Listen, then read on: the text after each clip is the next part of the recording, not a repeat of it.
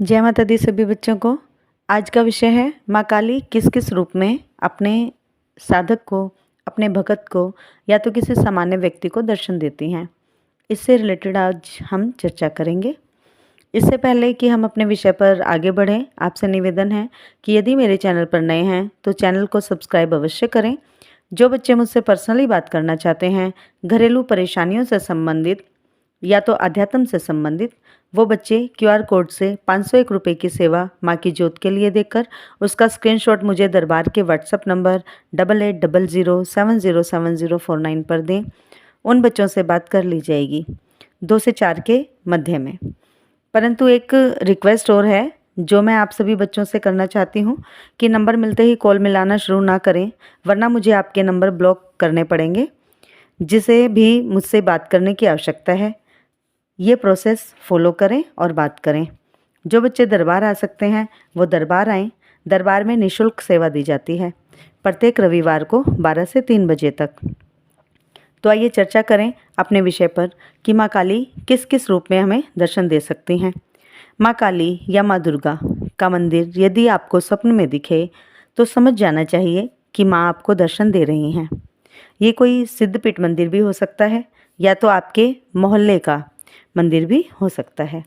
यदि कोई भी मंदिर आपको दिखे माँ का, तो माँ आपको दर्शन दे चुकी हैं। आपको आपकी जननी माँ के दर्शन यदि हो रहे हैं सपने के माध्यम से, आपको अपनी माँ, पैदा करने वाली माँ के दर्शन हो रहे हैं सपने में, तो आपको भली भांति समझ जाना चाहिए कि माँ काली आपको दर्शन दे रही हैं, क्योंकि जननी माँ में माँ काली का ही अंश होता है। यदि आपके गुरु हैं, आपने गुरु धारण किया हुआ है या फिर मन से किसी को गुरु माना है, उनके यदि दर्शन आपको स्वप्न में हो रहे हैं तो स्वयं माँ आपको दर्शन दे रही हैं। स्वप्न में यदि किसी सजी धजी स्त्री के दर्शन आपने किए हैं जिसकी उम्र 25-26 साल तक है और उसने पूरा श्रृंगार किया है, तो बिना किसी शंका के ये समझ जाना चाहिए कि आपको स्वयं माँ काली दर्शन दे रही हैं। ऐसे ही किसी सांवली बच्ची के दर्शन, किसी कन्या के दर्शन आपको हुए हैं तो 100% आपको माँ काली दर्शन दे रही हैं। यदि कोई दरबार चलाने वाले भगत या भगतनी आपको स्वप्न में दिख रहे हैं और वो माँ के ही सेवादार हैं, तो समझो कि आपको माँ ने स्वयं उनके स्वरूप में आकर दर्शन दिए हैं, क्योंकि उन भगत या भगतनी की अपनी इष्ट स्वरूपी माँ के प्रति लगन सच्ची है। उनकी सेवा से माँ बहुत प्रसन्न है, इसी कारण माँ स्वयं उनके रूप में आपको दर्शन दे रही हैं। माँ के किसी सिद्ध मंदिर के विग्रह के दर्शन यदि आपको स्वप्न में हुए हैं तो स्वयं माँ ही आपको स्वप्न में दर्शन देने के लिए आई हैं, ये समझना चाहिए। स्वप्न में यदि माँ की ज्योत के दर्शन आपको हो रहे हैं तो साक्षात माँ ने ही आपको दर्शन दिए हैं।